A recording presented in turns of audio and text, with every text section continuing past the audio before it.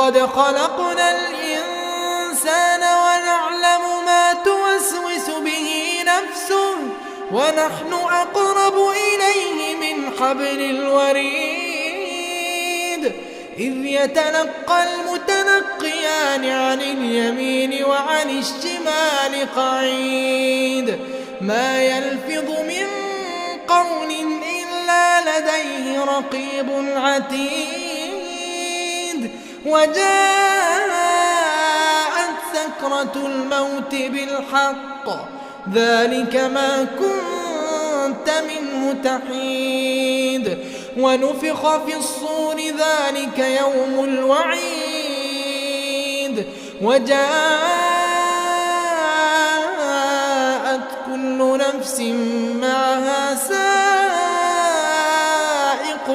وشهيد لقد